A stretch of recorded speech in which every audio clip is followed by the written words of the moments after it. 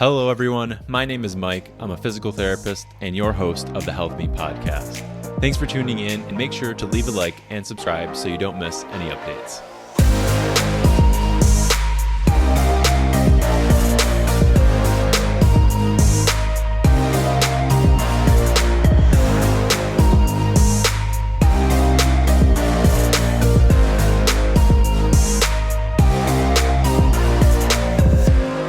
This week, we had a discussion with a fellow physical therapist with almost 30 years of clinical experience. During that time, he has learned what it takes to be a successful clinician, but more importantly, for today's discussion, a business owner. Ironically enough, there is overlap with these two roles, and as a result, we begin our discussion with understanding the quality of progress in the physical therapy profession and give patients tools to finding the right physical therapy clinic and clinician. Next, we get into what it takes to run a physical therapy business and learn about which values are the most important to uphold while running a successful business. Later, we highlight strategies of building a team and understanding your role as CEO. Lastly, our guest shares how to overcome the fears of starting a business and how learning from those who have already walked the path can be your greatest asset. And of course, links for everything for my guests and what we talk about today will be in the show notes, and timestamps for each part will be provided as well. Please enjoy my conversation with Brian Gallagher.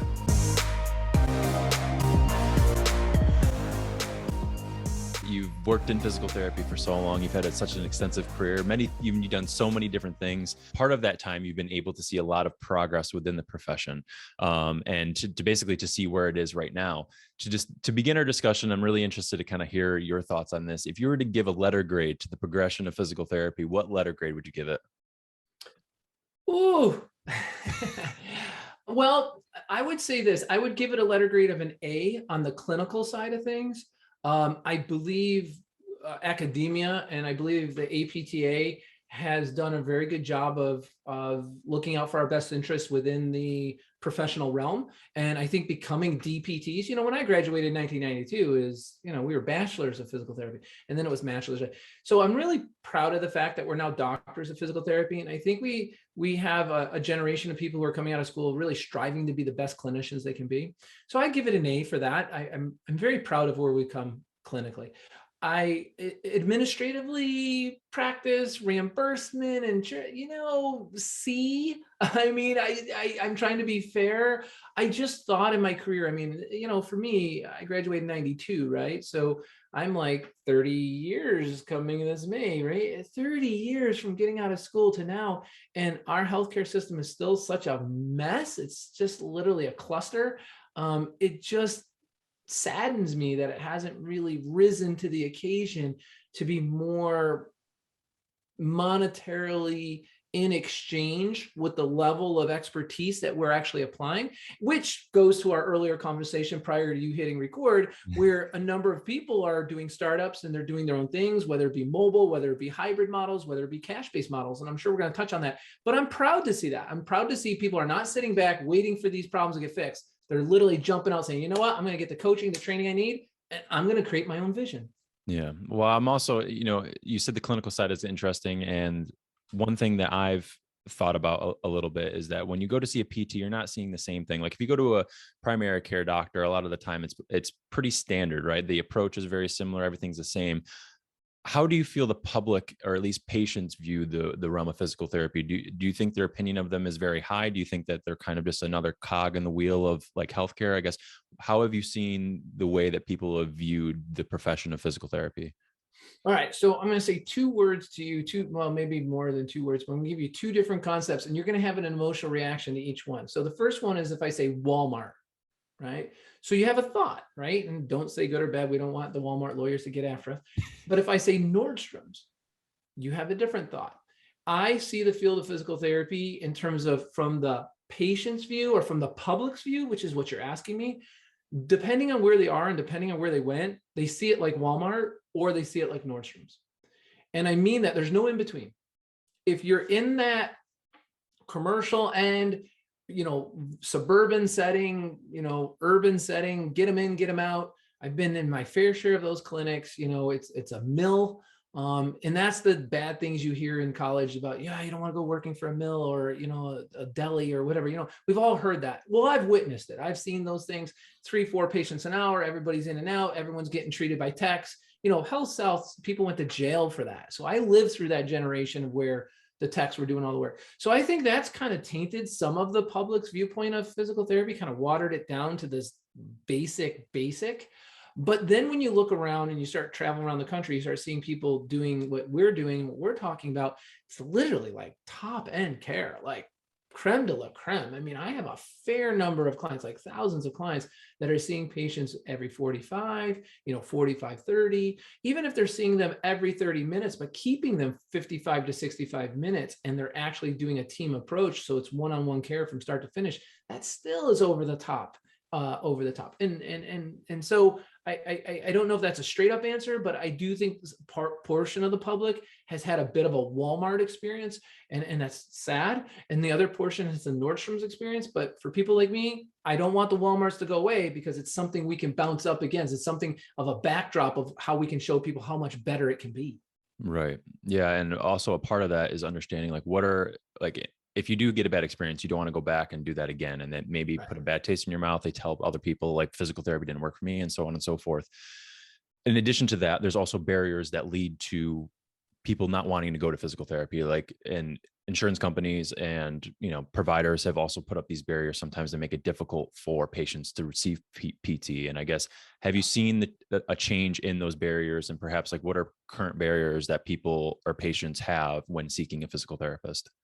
Absolutely. And hold that thought. I want to answer that question. But I also, when you were talking, I want to be fair and say this to your earlier question. The internet is a double-edged sword. It's good and bad. So when I say that about this Walmart, Nordstrom's experience in physical therapy, I think we can all agree that the same thing's happening in all the other medical professions as well. Yeah. I think the internet has pulled down the curtain that had been hidden for decades and decades behind, well, it's my doctor, and my doctor said, or she said, and people just accepting things as gospel or accepting things at face value. People don't do that now. They'll question you. They'll look it up. They'll say, hey, well, can I do this at home? Do I need to be here for this? Is this actually skilled care, or is this something I can work out in my gym? Rightly so. Fair enough. Yeah. Fair game. So we as PTs have to up our game, because we have a more, in some places, in many ways, a more enlightened, informed, better educated public, right? So I just want to be fair to that. I don't think we're on our own here in terms of how the public views us, right? Yeah. And it makes us a better profession too. Is like when patients come in and they're informed, they understand. And, you said you had worked within professional sports a little bit, and I've seen some athletes who've come in and they're on top of it. Like they know exactly what I'm talking about. Or if ask a question, it's a very thought-provoking question. And like, for instance, I just had a patient, a fighter, and he had his ACL, he tore his ACL, he waited a while to get it repaired. And then his other knees he tore his other ACL and his other leg a while ago. And he's been waiting on that. And he's like, when should I get that one repaired? And it's like, the research is kind of, there's not really like a time specific thing. Like you should wait this amount of time. And like, it's more based on clinical thing. And these are great questions that you need to be asking. And it's like, you got to be on top of it. But also part of that thing is like humility. I don't know if you found this as well, as like sometimes saying, I don't know, is the best answer to a question. Oh my gosh. Yes. Oh my gosh. Yes. I think transparency breeds trust. And when you're trying to just BS somebody and just say something to give an answer to make yourself look good, people can sniff that out for the most part. People know that, So I do think that being humble is a key ingredient to success as a human. I think being a successful human is one who's more humble. Nobody likes being around that pompous, bragger kind of person. Nobody does. No, that's not enjoyable for anybody, right? So being overly confident and overly boisterous about it and verbal about it is not a good place to be. So I think you really touched on we could have a whole podcast on humility and gratitude. But you did ask me about barriers to entry into physical therapy. Unfortunately, the insurance companies, the third-party payers, have wedged themselves in between the provider and the public, right? I don't need to pay a third-party person to pay for my gas. I can just go to the gas station, pay directly for my gas. Same for my groceries. I don't need to pay a third-party person for that. But here in healthcare, we have somebody that's just skimming off the top of that, and that does become a barrier to services. Not just with cost being pushed down to the patient, but also with the red tape, right? Jumping through the hoops, getting the scripts, getting the authorization, the initial authorization, getting the, reauthorizations, the fact that we have to even go through a portal or actually call the insurance company and ask for more visits. I mean, what? What are you talking about? I buy my car, I buy a car and I can buy the maintenance plan. And I know I've got the next 12 oil changes and I know I got the next, 100,000 miles covered of maintenance, right? I don't need to go and keep getting reauthorized and getting reapproved. I bought that. If I bought my health insurance, I should know when it says I'm granted 60 visits per calendar year. Well, it doesn't go on to say, oh, and by the way, you're going to have to ask for permission after the first one, and you're going to ask for permission after every 6th visit. It doesn't tell you that, this person bought this insurance and it says I've got, 30 visits per diagnosis per calendar year. But, that to me is more upsetting. And I think you could agree that's definitely fair. But we're seeing more and more people get insurances that don't require any gatekeepers at all.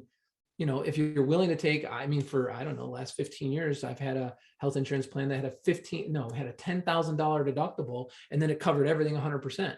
Hey man, I was fine with that. I just saved my money, put my 10,000 away and just pay it as I go. Nobody told me yes or no. And if there was a year or two that I hit the $10,000 deductible, and fortunately, as many know, I had my back surgery last year, it was covered 100% because I hit my deductible. So I think more people are becoming wiser shoppers on their insurance. And I think it's a benefit to them, a great benefit to them to shop.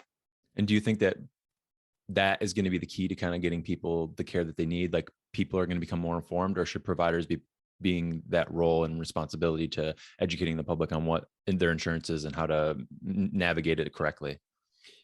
That's a great question. And I think the answer to that is very obvious right now. We have left this up to the public to be informed and educated for decades, and they're not. Anybody who owns a practice will tell you how many times we have to literally set aside time to explain their benefits to them. Well, the insurance companies have fault for that. They make it so confusing. As I gave you the example before, they just withhold information. So it's very confusing to the public. They do it on purpose. It's orchestrated confusion. Trust me. They don't want you to understand how this goes. They don't want transparency. They don't want it to be easy.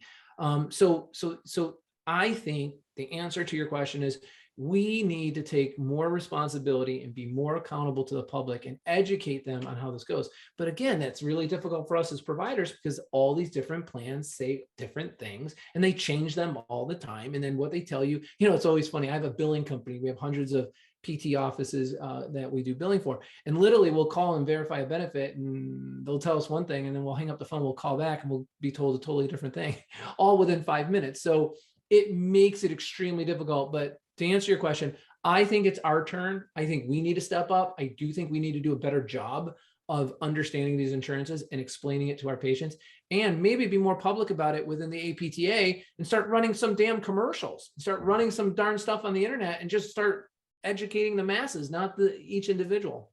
Yeah. And balancing clinical care and balancing continuing education is always, difficult too. So I'm sure we're going to have to find a way to make sure it's easy, concise, and digestible, so everyone can kind of bring it out to everybody and understand it at a mass. Or maybe it starts at the collegiate level where you're in university and you have to, have a significant understanding of what it is before you go on to practice. Because I had a general understanding, obviously, coming out, and I've learned a lot being out in practice, but I think there could always be improvements.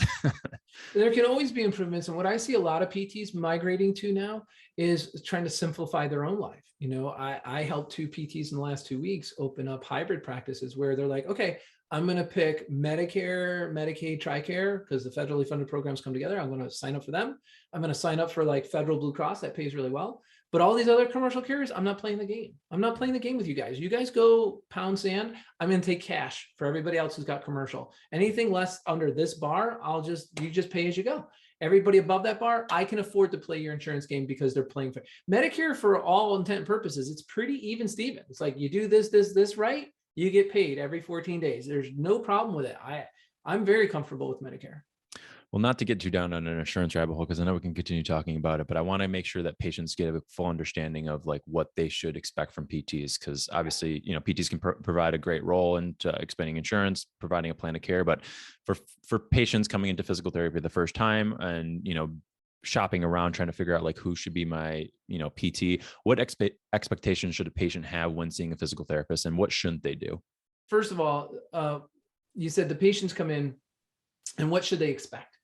The first thing they should expect is to be treated as if they're visiting a family's home for that hour or two.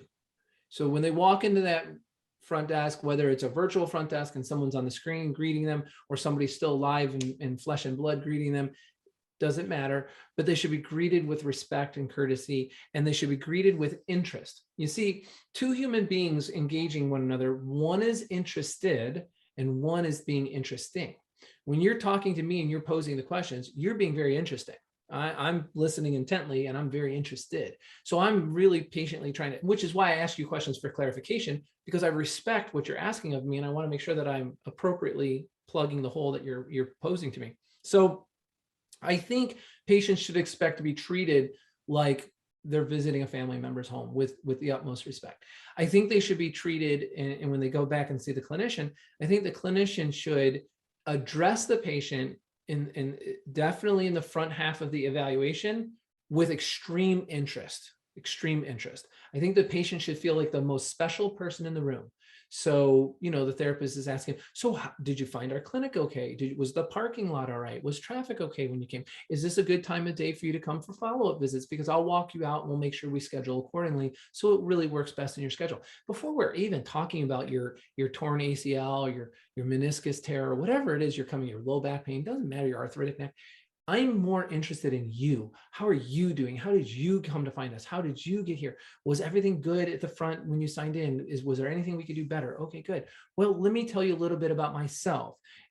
Before I do, have you had physical therapy before? What was your experience when you had physical therapy before? Again, interest. The patient's feeling like, wow, I made a really good choice.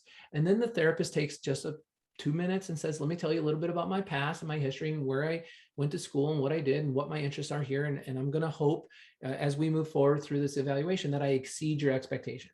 Every single one of my therapists was taught to communicate to their patient that in their eval visit, within the first 10 minutes, they're to tell their patient at some point in that conversation, good, well, we're going to get forward. We're going to move forward with some questions and some special tests. And together, what you tell me, what I find on my test and what your doctor has shared with us, I'm going to put all of those things together and we're going to come up with a plan of care. That is the whole purpose of today's visit, is for me to accurately diagnose what is actually going on and accurately construct a plan of care that's going to remedy this situation. I think patients should walk out of their eval saying, I know this person, I know their sincerity, and I know that they've put everything into putting together the absolute best plan of care for me with the goals that I agree to. From that point forward, it's just about execution. I mean, the doing this is the easy part, is the execution, but winning that patient over with that sincerity and that level of empathy and interest is really, in some busy clinics, it's lost. It's lost because you don't have the time to do it. You don't have the time to articulate it. I think that's a shame. I think we're missing an opportunity if that's the case. What patients should do is they should come in educated. They shouldn't come in blind and I didn't look up my benefits. I didn't inquire what was on the back of my card, or I didn't go on the internet and Google what I think is going on and come somewhat educated. I think they have a responsibility to be a bit informed, and they shouldn't come in just so blind. I think they should be a bit informed. I mean, the information's at everyone's fingertips. 100%. And I was also going to ask, finding a good physical therapist that you trust is obviously really important. But I think when you're in pain and you want to find somebody like yesterday to help you out with your pain, you may not feel like you have the time to shop around and, manage different physical therapies. So on that note, as a patient, how would you identify or at least suggest that patients go about looking for a good physical therapy clinic? Do you try to look on the website for community? Do you ask around by word of mouth? I guess, what are some things that maybe that patients can look out for to indicate that the PT clinic that they're being referred to is one that's right for them? Well, a couple of things, you kind of went in two directions there. So when you're talking about the clinic that's referred to them, is it the right one or not? Well, that's different than finding the best physical therapist, right? So let me take the first part. If you're looking to find the best physical therapist, it's not the one that's got an available appointment today. I can tell you that.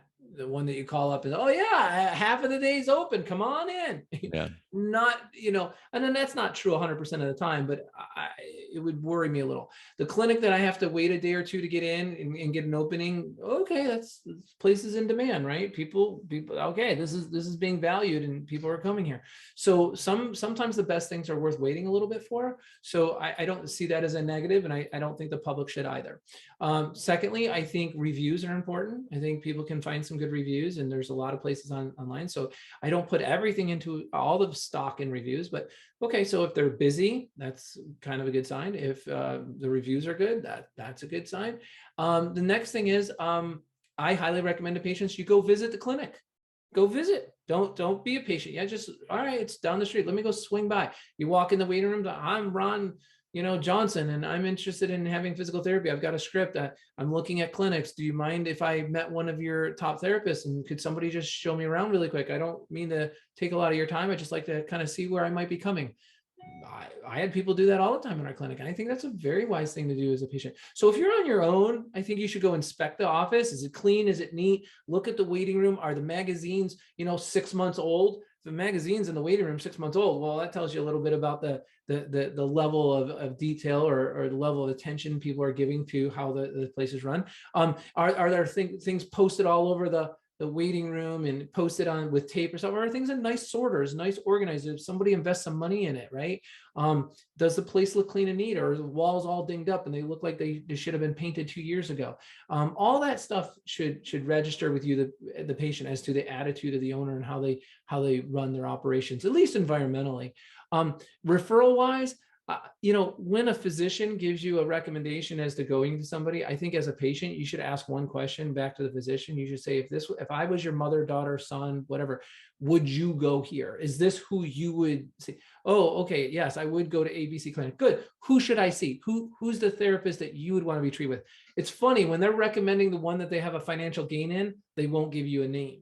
When they're recommending a clinic that they've had good results in, they clearly know who that therapist is, and they'll tell you that name.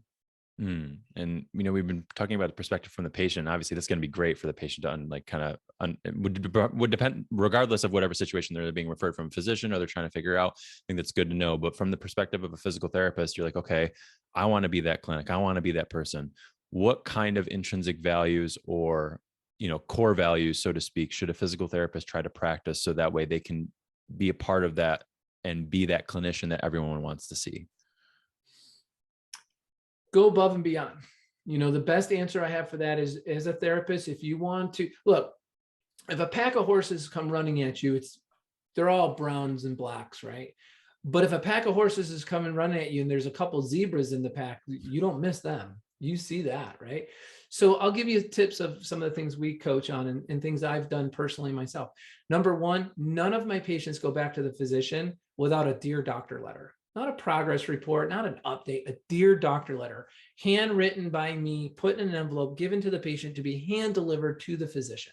Now, most of it's typed out, and then I just handwrite in the lines of the answers I want to give to the particular, but it's 6 or 7 things that I would like to communicate to that physician about where this patient is and how the patient's doing as a being, as a person, not just how their knee is doing, but how they're performing and how they're doing at home and how they're responding to our care. So the physician sees that as that's special.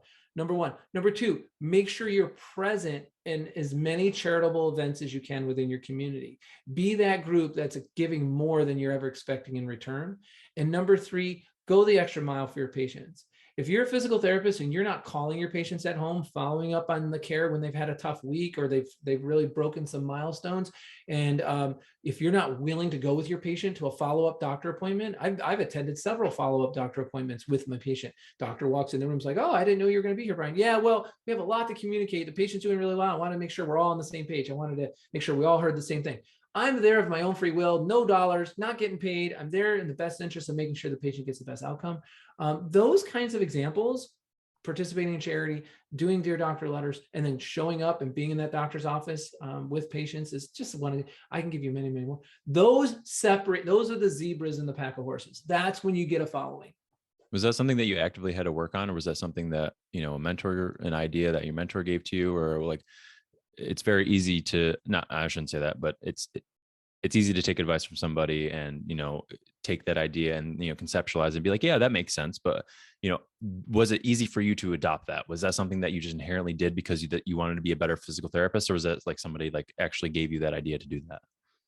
Nobody gave me that idea. I just started to think of like, how am I going to be most remembered in the eyes of my patient and in the eyes of my referral sources? That was the question I was trying to answer. Hmm. How am I going to be most remembered? I knew, not being egocentric, but I did 33 Con Ed courses in my first 3 years out of PT school. I was certified in multiple schools of manual therapy, a ton. And so I had a waiting list and I had a following and I was good, doing really good. But I wanted to know, like, okay, just good deeds being done are not important if they're not well known. Doing good work is not helping more people if more people don't know about it, right? So I had to find a way to get more well known for what I was doing. So I started doing educational lunch and learns, we call them in the dark. I wasn't begging for patients. I hate some of these cash-based people that do podcasts and from England or wherever they are from. And they're like, oh yeah, cash is the way to go. Don't go begging and paying lunch for patients. Give me a break. I was a peer. I was in the physician's office with their staff doing a lunch and learn, providing lunch as a courtesy for their time, for them to listen to what I could provide as a higher level clinician within this community, and let me have the opportunity to show them how and show them why. Now, I didn't just go buying referrals. I get that. I can understand his criticism, but that's not what we're talking about. So those were really, really effective. And then attending with the patient when it was a tricky patient, tricky case, doctor had some issues, those were really important. And then calling physicians, talking to physicians and saying, hey, I think this is going on. I'm palpating this, not quite sure. I'm not a physician, but I wanted to send them back to you and just give you a heads up of what I'm looking at and see what you want to do. Oh yeah, thanks, Brian. That's great. Maybe I'll do a video fluoroscopy now. Maybe we're not seeing what we need to see, or maybe I'll do a different angle, different level MRI. Maybe it's coming from the neck, not so much just the back, and those kind of collaborative relationships will last forever. So that's what I'm talking about. As a physical therapist who wants to really, have a following forever, you kind of have to do that stuff. No exchange, no money coming your way. Just do it from the goodness of your heart. My original question was like, how do you become a good physical therapist, right? Like this is the answer you've been there. This is how you've been answering this question. And perhaps you're this person, perhaps they're a younger version of you and they're saying that, and they're doing all the right things. They're seeing success in the clinic. And now they're thinking like, maybe I should start my own clinic. Maybe this is something, I've built my own following. People really like who I am. I've established myself in the community. Are all of those attributes that you just talked about equal to answering the same question, in that will you be a good business owner? Or are there other attributes that you have to focus on than just being a good physical therapist? Because I can see a lot of overlap, right? Like being in the community, making sure that you're putting a lot of focus in on the people that you're seeing and so on. Do you think there's overlap? Are there other things that we need to work on if you are perhaps somebody thinking about starting their own physical therapy business? That's great. I like the way you reworded that. So being a better owner is a different set of characteristics and beingness than being a better therapist. But what I shared with you was being a better person, being a better human, being more empathetic, being more interested, being kind, right? Demonstrating your caringness. And I gave you examples of how you could do that. Now, whether you're an owner or a therapist, a staff therapist, those all apply. All those that I gave you apply. But if I was just to say, hey, how am I going to become a better therapist? I'm 2 years out. I know what I know. There's a lot more I don't know that I want to know more. But how could I be better today? If I were to just be a better listener. If you literally are more interested, you ask more questions and you're a better listener, you literally will be a better therapist. The patients will tell you things if you're willing to listen and you're willing to look for differences and similarities. I think I really honed in clinically on looking for things that were different and things that were similar. And so that I could, I think it's safe to say, for those of you that are listening and watching this podcast who've been out a while, 10 years, 15 years, I think it's pretty safe to say the best clinicians are usually the best diagnosticians. So to be good at diagnosing and really evaluating what's wrong is to be a good listener and be able to differentiate between, similarities and differences. So clinically wise, that's my answer there. When you become an owner, the things I gave you, help. But the beingness of an owner is far different. See, when you're a great staff clinician, or you're a great employee at any level, clinical director or staff clinician, clinical director is kind of a transition point, but staff clinician, you're very responsible. I like to think it's like you're responsible for your patients, you're responsible for your schedule, you're responsible for conducting yourself appropriately. That's like being a single guy or gal out there who's dating. You're single. I'm responsible for me, she's responsible for her, and he's responsible for him, and we're just kind of spending time together. The minute you find that right one and you get married, that's like becoming an owner. Now you're beyond responsible. Now you have to have accountability. You're accountable to her or you're accountable to him. Same thing when you're an owner. You're accountable to them. You're accountable to the referral sources. You're accountable to the public. You're accountable to your staff. You're accountable to your family. So you have this high level of accountability, very different than just being, oh, I'm a good clinician, I'm automatically going to be a good business owner. Not the case. Those two things don't equal the same thing. And are there signs that maybe there's some indications that you may be an accountable person, or like you're ready to take on the role of a CEO or like the role of owning a clinic? Are there things that maybe you can inherently think about or watch in yourself, or maybe find that will indicate that maybe it's time for you to start thinking about that? Yeah. When you're treating and you've been out 2, 3, 4, 5 years, when you're in that 2 to 5 year spectrum and you feel like you're living your life going to work and you're blissfully discontent, maybe you should start looking around to open up a practice. It's not like you're unhappy. I'm blissful. I'm happy with what I'm doing. I'm doing what I'm doing in a happy manner. But for some reason in my belly and in my DNA, I'm just a little discontent. I'm not quite 100% where I want to be. I'm capable of more. I've got more horsepower in me than I'm allowed to run. I feel like I'm running on the track, but I can only run as fast as the pace car in front of me.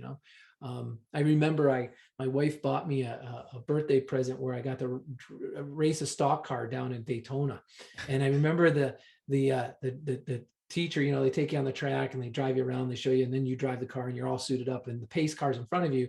And he says, hey, look, I'll go as fast as you want to go. He goes, but every now and again, we get people that are just like, hell on wheels. He goes, if you see me wave in my mirror, that means you got to back off. Like you're like going so fast, you're on my tail. He goes, but I hardly ever do that. It's pretty scary when you're going that fast. Well, at the end of the day, I set the track record and he came to me, took his helmet off. He goes, I waved you off 3 times. I waved you 3 times. I said, I saw the first one. He goes, yeah, we were going 140 miles an hour. The average person does 116. I was like, I'm telling you, man, this was the best day of my life. And he's like, you got to come for the advance. So I kind of feel like that's kind of the nature you kind of have to have. Like, okay, I got trained like everybody else. I got the same stock car like everybody else, but I got waved off 3 times in the course of the, 16 laps. That's how I saw physical therapy. I got waved off and I needed to open my clinic. I was just getting waved off too much. I'm like, I got to do this. Yeah. And part of getting waved off is like people just even believing you and you believing in yourself. And so how do you overcome some of the fears that is associated with starting and, beginning a PT clinic and minimizing some of the excuses that may come up as you're like, should I do this? Is this something that I should do? That's a great question, Mike. I'm going to ask it back to you. Think about this. What do most people fear? Failure. Okay. What about failure do they fear? Being embarrassed or not working out. Can they actually envision what that is? Usually not, right? It's the fear of the unknown, right? I don't know how this is going to work out. I could fail. I don't know how this relationship's going to work. She could dump me. It's this constant fear of the mystery. It's a constant fear of what we don't know. So my answer to people who are looking to get into practice, spend a little money, spend a little bit of time and learn about what's behind curtain number 2, physical therapy private practice. Learn that you can do a hybrid model. You can do a cash-based model. You can do an insurance, commercial and regular traditional insurance model. Learn you can do mobile PT. These are options that weren't available before, right? So learn about that. Learn why the every 30-minute model is usually the top 10% of clinics across the country. They do the best with that model, and why, and how do they set up their teams? All the pay for performance model, the 21-step startup. If I were to come to you, Michael, and say, hey, I need you to split the atom in chemistry class down the hall. You're like, I don't know how to split the atom. But what if I sat down with you and I said, I'm going to show you the 15-step process of how to split the atom, and you're going to watch me do all of it. And now you're going to go do it. You're like, all right, I'm going to go down the hall. I'm going to split some atoms. That's what it's like. I look at physical therapy success. I've never had a startup fail going all the way back to 2006. I did 28 startups in the last 18 months. Never had a startup fail because I don't leave anything to chance. I don't leave anything to mystery. It is that simple. So I do get where you're coming from. These PTs are really good PTs, but they're like, I don't know about credentialing. I don't know about contracting. I don't know about marketing or reimbursement or social media. I didn't go to school for that. And I'm like, you're right. You didn't. We better pick up where school left off. And is a lot of it just like learning as you go? Did you seek out mentorship? There's a lot of parts to that, right? Like it seems like you've had this headstrong thing. You're you're describing the horse thing. And you're like, I'm going to go. And you're part of that. I'm sure you've come to points of like, well, that sucked, but you're going to pivot and move forward. And so like, how have you been able to overcome some barriers or adversities during that period? Because I'm sure you've run into them. And like, is it just continue learning as you go, address failures and move forward and learn from them? I guess, what would you say in that instance? What have you learned in that part? That's a great question.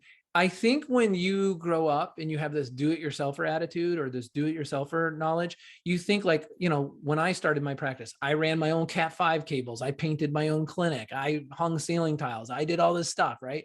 And I was like, oh my gosh, if I could do it all over, I wouldn't have done any of that stuff.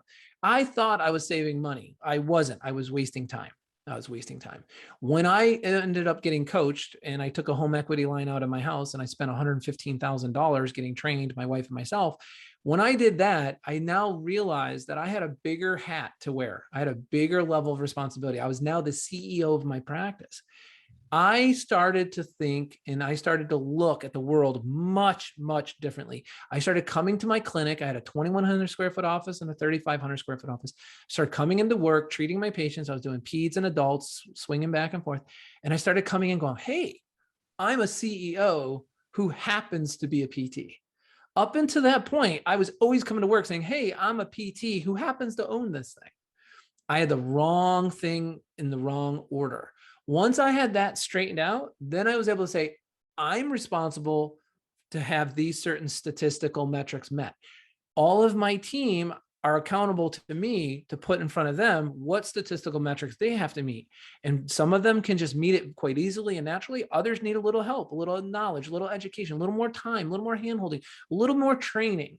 And then I started understanding learning is different than training. Learning is a failure. It's giving somebody some bright ideas. Training results in skills. Once I made that shift, man, my business blew up by 3.3 million in 3 years time. I went to 6 clinics, 55 staffing contracts, 160 employees. It just was like a race. It was just a blizzard at that point, but it was organized chaos. It was literally organized growth because it was so much growth. So for those of you who are looking to start a practice, don't wing it. You need to get coached. You need to know or find somebody who knows what you're going to run into before you run smack dab into it. So that's my answer to that. I skinned my knees a million times. And at some point, you got to get to the point where you're like, you know what? I can't keep learning by trial and error. It's costing me too much learning by trial and error. I need to circumvent some of these potholes in the road up ahead that I can't see, but somebody else has ridden over them and they know where they are. That's when you start really spending your time and your money wisely. And would you say that's where most first-time business owners go wrong when they, as a physical therapist, become a business owner? Is that where they go wrong? They go wrong in 3 major areas. Number one, they're risk adverse because of their emotional connection to money, which is just green paper with dead presidents on it. If you're emotionally connected to money and you're risk adverse because of it, you have no business going into business. How you run your house, don't spend more than you make. Yep, I'm with you 100%. How you run your business? Nope. You got to leverage money. You got to use other people's money. You got to borrow money. You got to cover the payments. Don't worry about the balance. It's the payments, because exponentially, as you grow in business, you get more rate of return. You pay down that debt. You can do more things. You can do better things. You can hire better people. You can pay more. You can pay bonuses. You can get better equipment. You can do more marketing. So if you're just trying to build your business on cash on the barrel, just spend good luck with that. So that's number one. Number two is what you just said. They just, it's what they don't know, right? It's just what they don't know that's holding them back. And so they're scared. Most people, when they get into an area where they don't have the knowledge and training, and they're just kind of bumping along and learning as they go, they get scared. So when you don't know what's coming, what happens is you always default to doing what you last did well. You always default to doing what you last knew. You won't go backwards because I don't need to go that way, but you won't move forward. And now all of a sudden I see these people that are just stagnant. They're just steady. They're not growing. They're not moving. I often tell a lot of people who are staff therapists, like if you have a lot of staff therapists watching right now, I say, let me ask you this. If I take a snapshot of you today and I take a picture of you 5 years from now, is anything going to look different? Because if the answer to that is no, that's a snapshot today, a snapshot 5 years, maybe I'm making 5,000 more, but I'm in the same thing. Are you okay with that? I mean, if you're okay with that, then don't change a thing. But if you look at that and you're like, no, that's not my life. That's not what I have in the cards for my life. I'm here today, but 5 years from now, I have visions of me being someone else. Okay, good. So then my next question is, what are you doing about that? So that's my third thing that holds people back from success. Risk adverse due to emotional connection, money, being fearful of what you don't know, and number three, your unwillingness to exchange an abundance with yourself with time, energy, and effort. When you go to do something different than just being a staff person, you're going to put in more time, more energy, and more effort than you ever did as a clinician, as a staff clinician. And you've got to be okay with that. You've got to be okay with living that life. But I will tell you this, it'll come back to you tenfold, because if you do that over the first 24 months, you'll have a structure, a system. Now you're treating 20, 25 hours a week and you're owning a business, and you have all the flexibility you want if you do it right.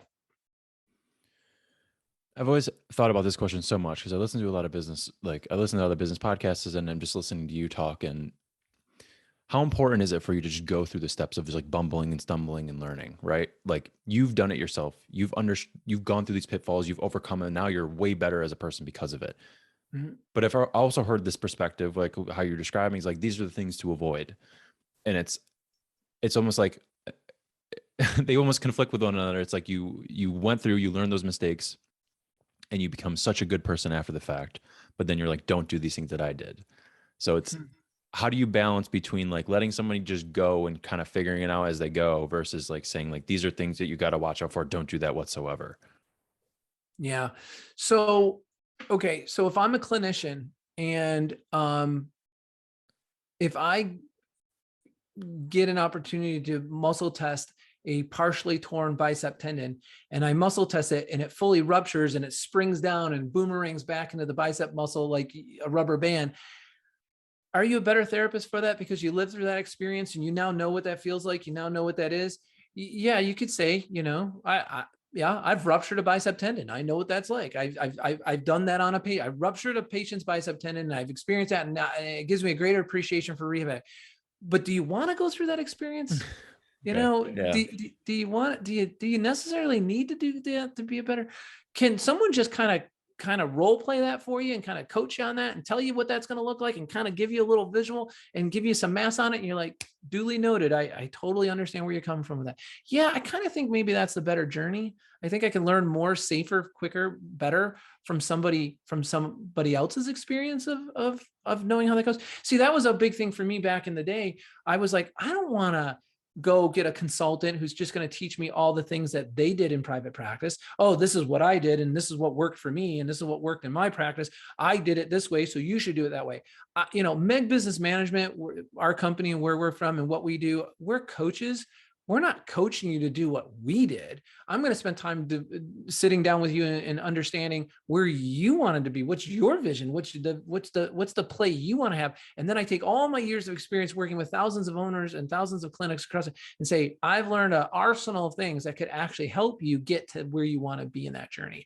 The biggest mistake, and you kind of weren't asking it, but kind of are on the edges of it, stop listening to your parents, your uncle, your brother, your sister, your friends. If they haven't run a successful PT practice, if they're not successful business owners in healthcare and doing what you're trying to do, they are giving you friendly advice. And most often it's scary. They're not going to say, you know what, you want to quit your $80,000 job and go roll the dice on $100,000 investment and hope it works out. You're crazy. You got a 401k and you got benefits. To me, that sounds like they're coaching me to stay where I am so I can polish the inside of my jail cell bars. So I can polish my prison bars and be like, I'm going to stay here and in prison because I got a 401k. Like that's the trap. Like that's the one that I'm going for, when I could go and earn, my average client who's in private practice is earning $150,000 to $200,000 a year and having some freedom in their life. Like, what are you talking about? And this isn't all about the money, but it's about stability and freedom, right? So be very careful who you're listening to. Look at their past, look at what they're doing. If they're working at the GM shop on a floor as a floor mechanic, probably not the best person to take advice from. And now you're progressing. Now, let's just say you're early clinician, you're progressing into this role of a business owner, and you've started and you're moving forward and you're trying to build this thing. Did you notice a change in your clinical skills or your ability to perhaps interact with patients in the same way when you're a business owner? Did you feel like your attention early on started to deteriorate away from making sure patients were getting better, and were you focusing more on the success of the business, or they kind of go hand in hand? They kind of go hand in hand. I think I was very blessed and very fortunate, and I'm grateful to this day. I took my first job, which, in 1992, physical therapy was the #1 profession in the United States. And my first job, I had 8, offers. I took the job that was in the middle of all the offers. It was $45,000 a year. I could have taken a $55,000 a year job. I did not do that. I took the 45, and I took it because the 2 owners were PTs that had been out 25 years. And they promised me that if I came to work with them, they would co-treat with me, that they would sit down on Fridays during lunch and have roundtables every Friday during lunch. And back then physical therapy was much different. So they bought lunch every Friday for everybody, and we all sat around the table for an hour, and we had roundtables on things. So I gotta say, man, I learned so much. So as a PT, you're outflowing to your patient, and you're learning from that relationship with your patient. I'm saying to do this, I'm applying this, I'm looking for this result. Maybe I got it, maybe I didn't, then I'd adjust. But when you're in an environment where other therapists are flowing to you as well, now you're receiving growth data, you're treating your patients, and you're learning from your experience of flowing to your patients. Well, now it's a two-way flow of growth and development. And for my first, 3-4 years when I was working there, I feel like I benefited far. I used to say, man, I'm 3 years out of school, but I feel like I'm 8 years out of school, because I was in a two-way flow work environment. And those are the kind of clinics as an owner. When I went into being an owner, I said, you know what? I want to build that. I want to build that environment that I learned from, that was a two-way flow environment for all the people who choose to come to work under my umbrella. And so I think my attention as an owner became, how can I enhance the experience and the professional and personal development of all the people that I sign checks for? So that was always my most paramount mental thought on a weekly basis. How can I see my staff grow personally and professionally? And I think that's what people should look for in an employer. Yeah, and well, you're also talking about just like the ability to grow, and a lot of these things. Not, I wouldn't say subjective, but they're things that they're in your head that are important. And I wonder, like, say you're a clinician and you're also an owner, and you're out there. You've been doing it for like a year or two. You've seen some success. You're doing okay. You think you're doing okay, but what are maybe some litmus tests or maybe metrics that you've used to actually dictate how successful you're actually being? Because we're our own worst enemy. We're very biased and thinking like everything's fine. We're doing really okay. Our bottom line's going well. Like what are some metrics that you've used or at least have found that have been good indicators to indicate whether or not you're doing a good job? Net promoter score, hands down, is one of the absolute best metrics today for everyone to use. If your patients aren't scoring you 9 or higher on their experience, that's a bad reflection of how it's going. Over 60%, I like to say 65% these days, of all of your new patients as an owner, all of your new patients coming in that door should be return business, a friend, family member, patient, peer, or coworker of a patient who's been here before comes in. It's return business. So whether the patient comes back or they're a coworker or a friend, a family member, or neighbor, that should warm your heart. Like literally over 65% or greater of our new evals are return business. So that's a really good metric to let you know that you've done it, you're doing it right, and you're doing a really good job. Net promoter score, again, as I said. And then, I could say clinical outcomes and stuff like that, but that's kind of like understood, right? Like am I doing a good job? I often like to say it's your brand, right? It's your brand. And what I mean by that is you want to know, what do people think about the practice when they hear the name? When I say the word Volvo, most people think safety. When I say BMW, ultimate driving machine. When I say Nike, just do it. So they've spent millions of dollars trying to insert this mood, this emotion, this experience. So does their product line up with that experience? If so, then you have a very positive brand with name brand recognition. My clinic was, Cypress Creek Therapy, your family friendly provider. And I remember there were 2 or 3 occasions where I was in a grocery store and people in front of me were talking about my clinic, and they were saying to each other, yeah, you're lucky if you can get in there. People that get in there do really well. You may have to wait a week to get to see somebody, but it's worth the wait. And there I am in line holding my groceries, covering up my Cypress Creek, logo on my shirt, because I didn't want them to know that I was the owner or had anything to do with it. I just wanted to hear the conversation and let it go on. When that happens, you've arrived. You've arrived, because that's the word on the street about you. And you know what that means on an individual level, Mike? That's your personal integrity. What do people say about Mike when Mike's not here? Whatever that is a reflection of your personal integrity. And you found, is that the best and most efficient way? I don't even say efficient, the best way to build a brand, build a community, and build a company that is a force to be reckoned for people, to make them feel better and perhaps just trust you in their plan of care, and perhaps just help everybody in general? Yeah, I think the best way is do what you say and say what you mean. If you do what you say and you say what you mean, and people totally know where they say, see, we live in an environment right now where that's kind of uncommon, right? Everyone wants to tell everyone what they want to hear. Oh, I don't want to get canceled, or I don't want them to think like that about me, or feel like that. Enough with that. That's not normal. These aren't normal times where you can't be yourself. And now I'm not saying be rude and nasty and ever speak out of turn or speak out manners. I'm not saying that at all. But when I sit down and the patient's talking to me about whatever, their bill or the fact that they're not where they want to be right now in their plan, I'm going to sit and be honest with them. I'm going to say honestly, you know what? I'm disappointed too.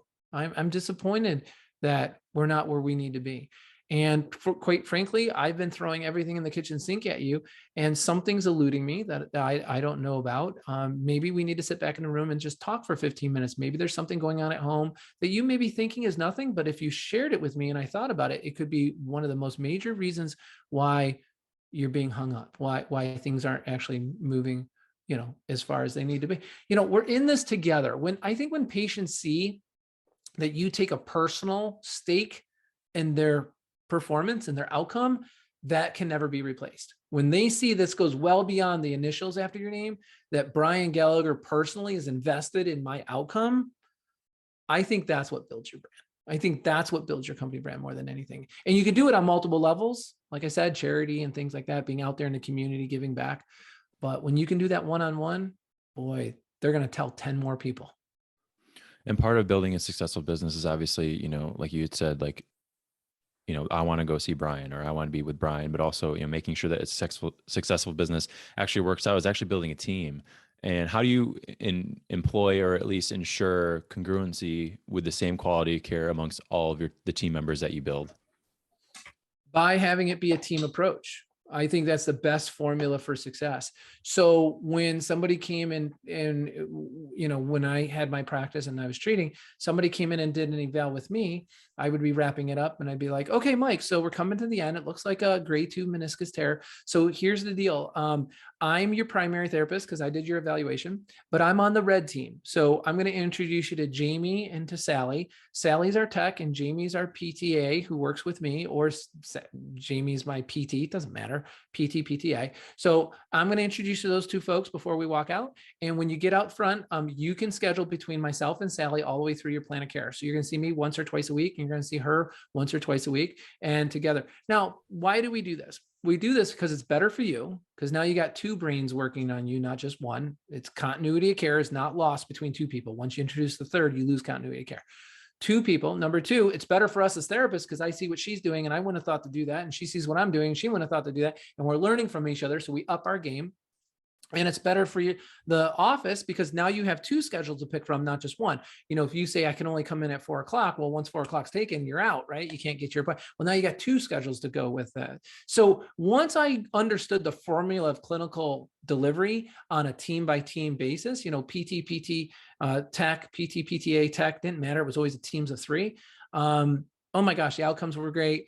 Patients were excited. And then I started holding competitions between green team, red team, blue team, who got the best outcomes, who got best promoter scores, things like that. So it just made it really, really fun, really fun. And I'll give you one more tip for professional success. If you are in private practice, you should have a game going on in your office every month for your patients, and you should have a game going on every month in your office for your staff. People like games. Everyone likes a game. And if they don't, you don't want them. They shouldn't be in your clinic. For sure. And you've learned so much, and you've become a mentor now. And I suppose for people who are actually in the game and they're, maybe the first year in, they're looking for somebody to help them avoid some of these pitfalls. How does someone go about finding a mentor? Do you just like message somebody, be like, will you be my mentor? No, that takes a lot of time. It takes a lot of time. And if you want someone to take it seriously, you really have to, you have to find somebody who's in the profession of mentoring people. I think that's why we built MEG Academy, because for the first 10 years, I was the only one. I was flying all over the country. And it was all Brian Gallagher, blah, blah, blah. And I was in and out of, I don't know, I've been in and out of over 500 offices now. So I've seen a lot of things and I have a lot to share, but I didn't want it to be about me. I wanted to be this high level group, this high level community. We have this huge Slack channel with hundreds of owners in there. They pose questions, they're answering each other's questions, they're really helping each other out. That meant more to me than anything. I always wanted that. So now we're all digital, and we have live coaching and on-site coaching, and we have Slack channel coaching. So we have everything in between, but it's just, building something that goes beyond just yourself. You said when you're an owner, how do you build a successful practice as a team, as opposed to everyone just coming to see the owner? Well, my answer to that was setting up red team, green team, blue team, right? That was my answer to that. But my basic answer to that was, it's how you communicate to your patients. It's like, I'm glad you enjoyed your eval with me. I'm glad we had the session together, but I'm going to co-treat you with Sally, because Sally's just as good as I, and we're going to do good things together. So I think that's important to say that. So I hope I answered that question. Yeah, you did. Yeah. And then also in this new world of physical therapy, as well as emerging technologies, perhaps you're a new clinician, you want to integrate some new technology within your brand. That's something that you think that you're interested in. You want to integrate. How much should business owners adopt new technology for this changing world of telehealth, VR, and so on? Absolutely. They have to take on new technology. It is a must. People are looking for the next new thing. People are looking for innovation.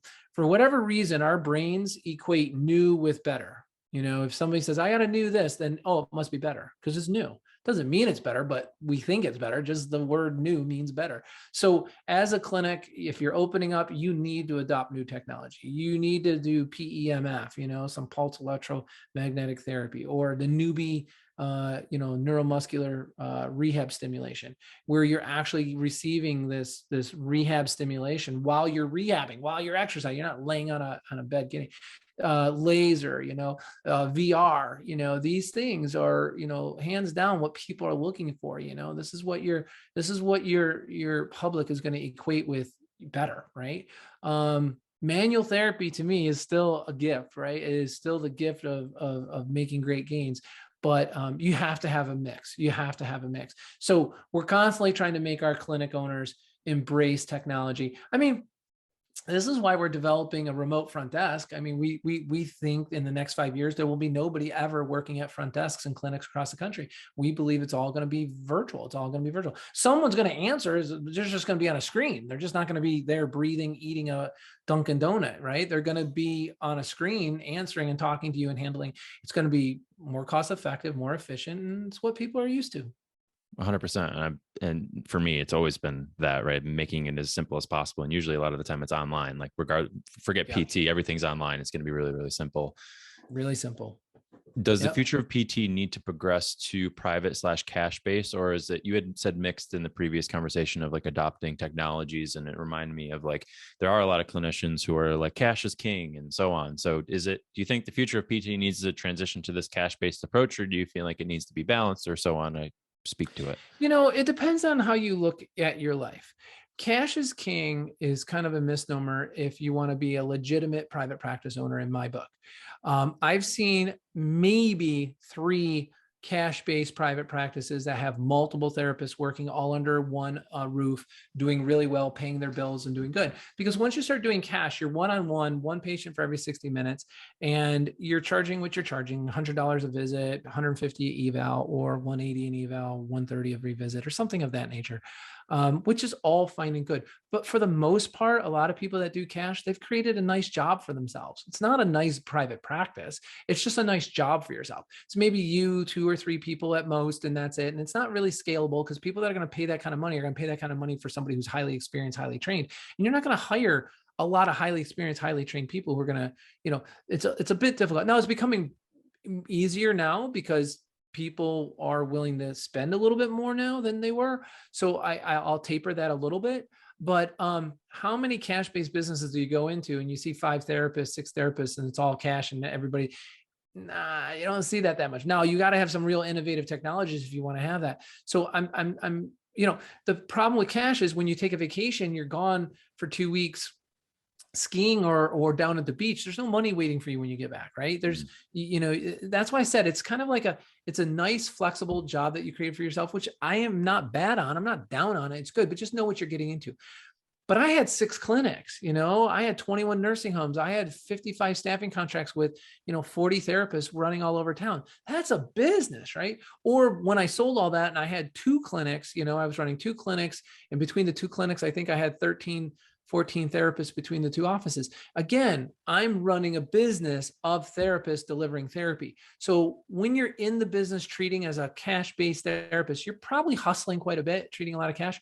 Not to say I haven't met some people who are owning cash-based businesses. They're very little treating and they have some successful, but that's not the norm. That's not the norm, which is why I like the hybrid model, where you can hire a few therapists that are really going to do good with your high-end insurances and your Medicares, but then you get to take the cash patients, and maybe you have another Sally or Jan who's also high caliber, getting great results, and they can pull in the 150 a visit just like you.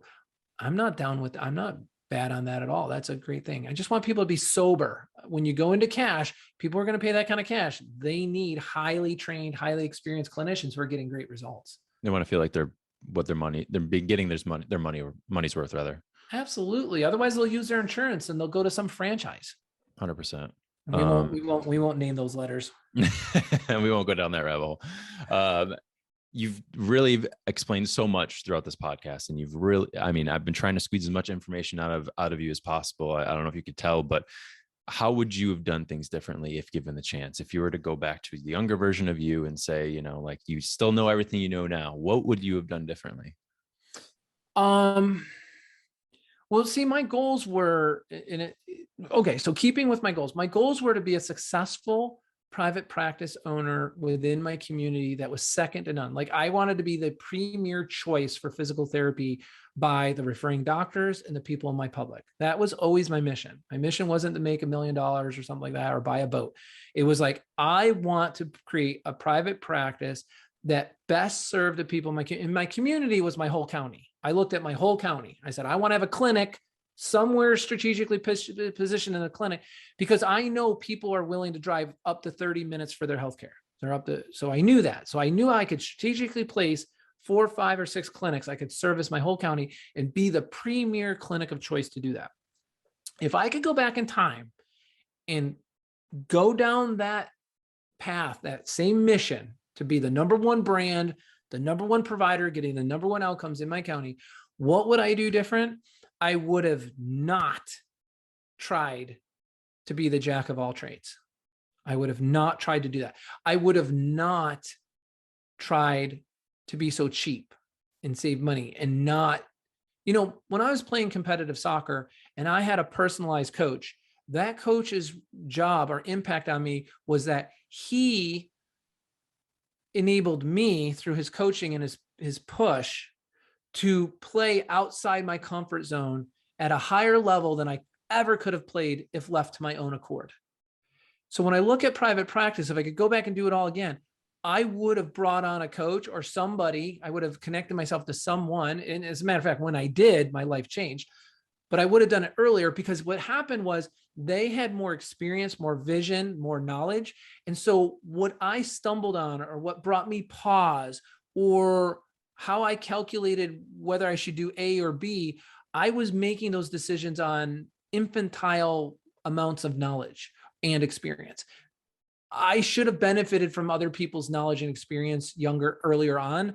I would have gotten where I wanted to go much faster, much quicker. I mean, there were 2 times, Mike, where I spent all night in my clinic and my wife brought me a change of clothes and she's like, "You're such an embarrassment. Here's clothes. You got to get changed. You can't go treating, it's Tuesday. You can't treat in the same clothes you had on Monday. Patients are going to know, like, you didn't shower. I'm like, I'll just brush my hair. I'm fine."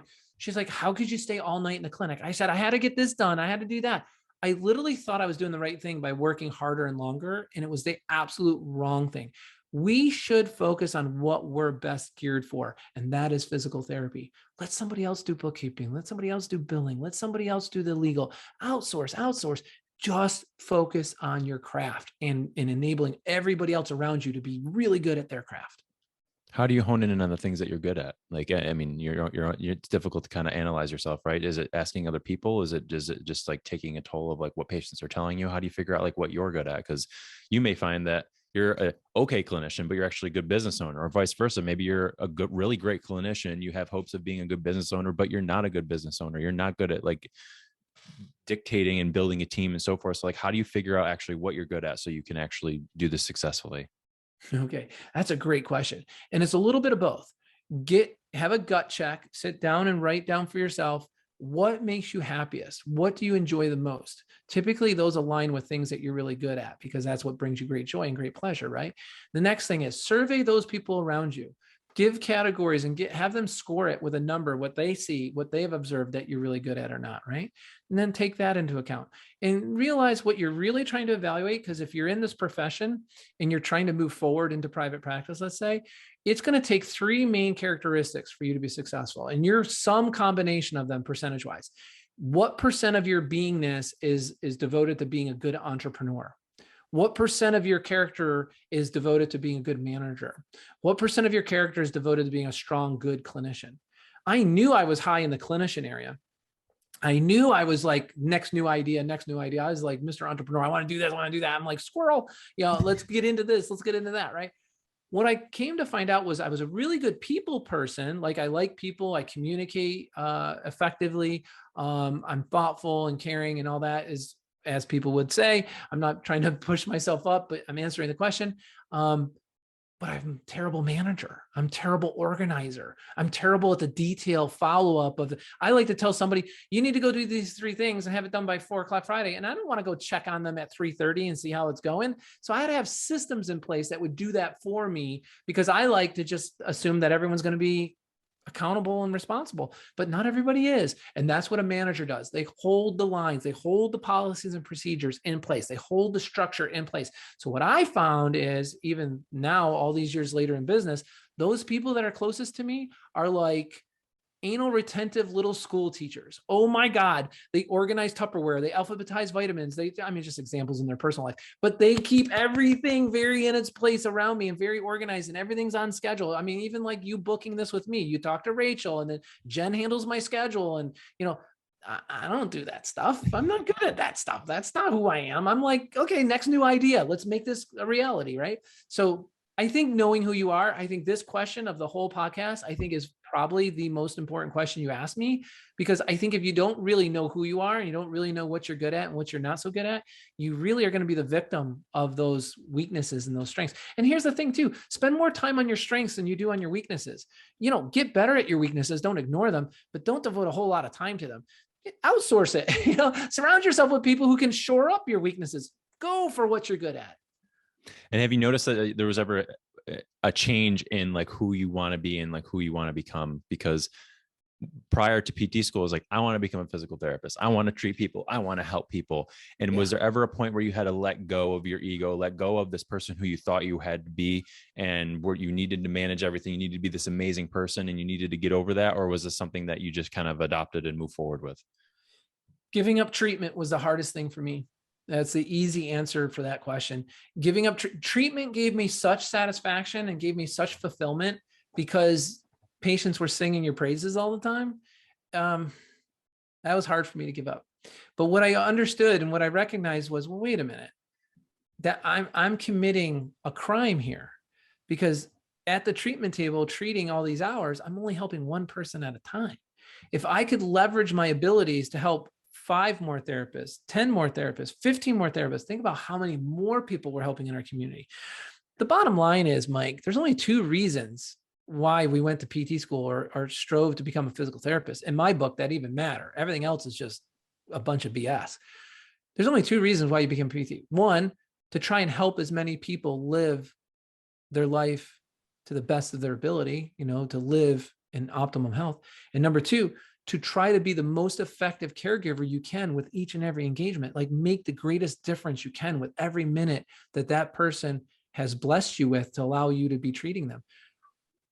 There's no other reason to be a PT if you're not interested in being the best PT you can be in the moment while you're treating, and try to find a way to help as many people as you can in your community. I want to help as many people. I want to be most effective doing it. What else? Oh, I love it when people, I want to be a PT because I want to help people. Yeah, that's being human. I'm sorry, that's not being a PT. I'm because I'm on planet Earth. I want to see my fellow man do well. That's not the answer to why you became a PT. That's just the answer to being human, right? So those are my answers to that. I think those 2 reasons have to be represented in everything you do. Well, Brian, I really appreciate you being so patient, answering so many questions, and I'm hoping that someone, regardless of what part of the journey you're on as a physical therapist or a business owner, somebody interested in just starting business in general, I hope this was helpful for people to listen to this and really get a synopsis and kind of a breakdown of, like, from beginning to end, of how to understand business, how to really leverage your skills, and how to change as you progress as a business owner. We're winding down to the end. I don't want to take up too much more of your time. I have 3 final questions that I ask everybody at the end. This is the health me to health you portion of the podcast. So the first question is, if you had the attention of everyone in the world for 30 seconds, what would you say? If I had their attention, that's a good question. I would say that we're all human and we all strive and seek to have the same happiness, same level of happiness, and same level of peace. So if we all helped each other to get that, then we in turn are helping ourselves. That's what I would say. There was an interview done by mothers in Iran and Iraq. And when they asked them what they wanted most, they wanted the same things for their lives and their children as American mothers. And I think that's true around the world. So that's how I feel. I would tell the world, we all want the same level of happiness. We all want the same level of peace. Help more people get happy, help more people be peaceful. And in turn, you're helping yourself. In this day and age, that certainly goes a long way. Let's make sure that we're talking to everybody and making sure that, being as respectful as possible. Second question, what book do you recommend, whether a book you're reading now or in the past? My all-time favorite book of the past, and I've read several, and there's a lot of really great ones, but the Go Giver book by John David Mann and Bob Berg, absolutely, it taught me, it's actually a must. It's part of our training for people who work at MEG. They have to read the book. It's part of our orientation. But it teaches you how to exchange in abundance on 4 very valuable values, four big values that we all share, and how to go about exchanging in abundance on each and every one of them. And I won't ruin the book. It's a short, quick book. You can get it on Amazon. The Go Getter. Last question, where can people learn more about you and what we talked about today? Oh, I'm sorry. The book is called The Go Giver. That's all right. The Go Giver. The Go Giver. That's okay. Yeah. What was your last question? Where can people learn more about you and everything we talked about today? Oh, that's easy. I'm available. My podcast is Physical Therapy Private Practice, Secrets of the Top 10%. I invite everyone to go and listen to that. Our website is www.megbusiness.com. Our website is very robust. There's resource pages and contacts. So I'm always getting on the phone with people free of charge, an hour call. We call it a practice assessment call, wherever you are in life, staff therapist, private practice. If you want to make a friend and chat with me about what you got going on in life, just go to our website and you can check it out there. You could also email in at jenn@megbusiness.com. That's my assistant. She lines everything up. We're here for you. I just want everybody who's listening to this to live the best life that they envision for themselves. And Mike, I really appreciate what you're doing here. You are giving back to the community in a big way. And it's a wonderful thing to be a part of that. Well, thank you so much. I appreciate it. Hopefully you found value in this, and hopefully you found the questions thought-provoking and at least challenging in some regard. Absolutely. I hope I didn't babble on too much. I always find myself having a lot to say, but it's a lot of years in the past here. So thank you for doing this. This has been wonderful. I've enjoyed myself. It's been good fun. Likewise. Thank you so much for coming on the podcast. I truly appreciate it.